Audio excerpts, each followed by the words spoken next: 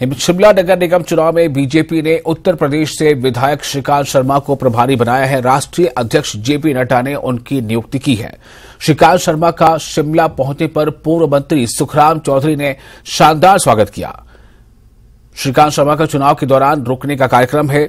नेता प्रतिपक्ष जयराम ठाकुर के कोरोना संक्रमित होने के बाद बीजेपी थोड़े संकट में है और प्रचार की कमान कौन संभालेगा, इसे लेकर लगातार मंथन चल रहा है।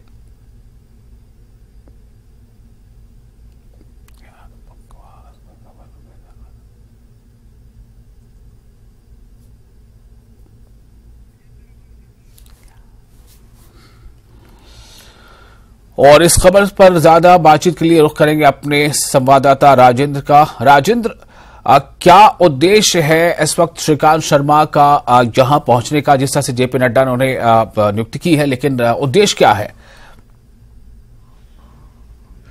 विशाल, बिल्कुल यही हम जानेंगे। इस वक्त हमारे साथ मौजूद हैं सुखराम चौधरी। दायित्व इनके कंधों पर है नगर निगम शिमला को जिताने का। मंत्री शिमला संसदीय क्षेत्र से रहे हैं भाजपा की सरकार में, और इन्हीं से पूछते हैं। श्रीकांत शर्मा यहां पहुंच गए हैं, अब क्या लगता है? नगर निगम के चुनाव हैं और केंद्र से प्रभारी नियुक्त हो रहे हैं, क्या उद्देश्य प्रभारी को नियुक्त करने का रहा है?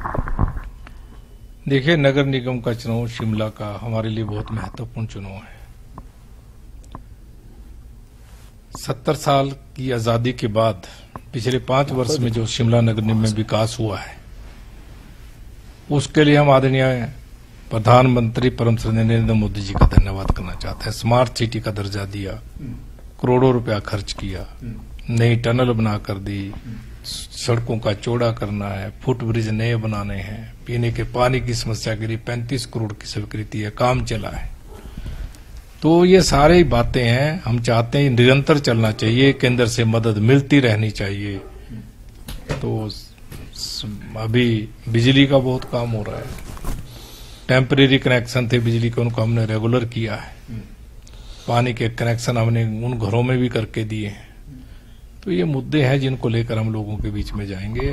स्मार्ट सिटी के कामों को लेकर आप मीटिंग जनता के बीच में जा रहे हैं। आज मीटिंग भी आपकी श्रीकांत शर्मा के साथ हुई, क्या कुछ मीटिंग में डिस्कस हुआ और आगे की क्या रणनीति है? क्योंकि पूर्व मुख्यमंत्री नेता प्रतिपक्ष कोरोना पॉजिटिव हैं, तो ऐसे में उनकी एब्सेंस में चुनाव प्रचार का भी अब प्रोसेस शुरू हो चुका है, क्या कुछ रणनीति बनी?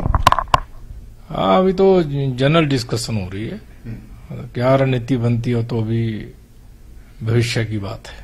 चौधरी साहब, ये शिमला की जनता की अगर हम बात करें, उनकी आवाज की बात करें, ये कहा जाता है कि अगर भाजपा एकजुट हो जाए तो भाजपा को कोई नगर निगम में हरा नहीं सकता, लेकिन जिस प्रकार से भाजपा अलग अलग बिखरी हुई है, इस प्रकार से कोई जिता नहीं सकता। देखिए, भाजपा कोई बिखरी हुई नहीं है, सब नेता लगे हैं काम करने में। जहां जिसकी उपयोगिता सिद्ध होती है वहां उससे आग्रह करते हैं, वो वहां जाते हैं। एकजुट होकर चुनाव लड़ रहे हैं। फूट तो कांग्रेस में है, इनके नेता लड़ रहे हैं, मंत्री लड़ रहे हैं, मेरा प्राय की बात हो रही है, सब लोगों को पता है। इसलिए हम तो विकास के नाम पर चुनाव लड़ रहे हैं। कांग्रेस की जो 4 महीने पहले की गारंटियां हैं, लोगों का विश्वास उठ गया कांग्रेस के ऊपर से, झूठी गारंटियां देती है कांग्रेस। भाजपा के भी जो पहले पार्षद थे या भाजपा के समर्थक थे, कुछ एक वार्ड में इंडिपेंडेंट चुनाव लड़ रहे हैं, उनको मनाने का, उनसे बातचीत करने का कुछ चर्चा हुई? क्या ये प्रोसेस भी जारी है? हाँ, बिल्कुल चर्चा हो रही है, और अधिकतर लोग जो है फिर पार्टी के साथ चलेंगे। तो रणनीति क्या रहेगी? क्या कोई मैनिफेस्टो जारी करेंगे, कोई गारंटियां देंगे, कोई इस प्रकार से जनता से वायदे किए जाएंगे? हम मैनिफेस्टो लागू करेंगे, संकल्प पत्र, उसके अनुसार हम काम करेंगे।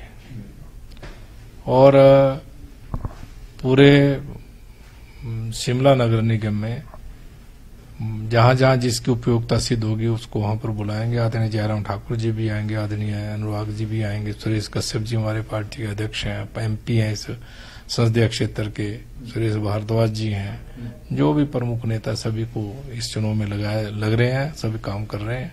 और मुझे पूर्ण विश्वास है शिमला नगर निगम के लोग पिछले काम को देखकर भारतीय जनता पार्टी को समर्थन देंगे। नगर निगम शिमला भारतीय जनता पार्टी की बनेगी। राजेंद्र, शुक्रिया आपका इस जानकारी के लिए जो आपने बातचीत की है। और जाहिर है कि शिमला नगर निगम का चुनाव अभी कहीं किसी नाक की लड़ाई से कम नहीं है। बीजेपी और कांग्रेस के बीच। और इस तरह से बीजेपी का अपने आप में आश्वस्त रहना भी बहुत बड़ी बात है और आशा की जानी चाहिए कि जैसा आप बता रहे हैं कि 2-3 दिनों में वो ठीक भी हो जाएंगे और साथ ही साथ जो प्रभारी नए आए हैं उनसे भी पार्टी को ताकत मिलेगी।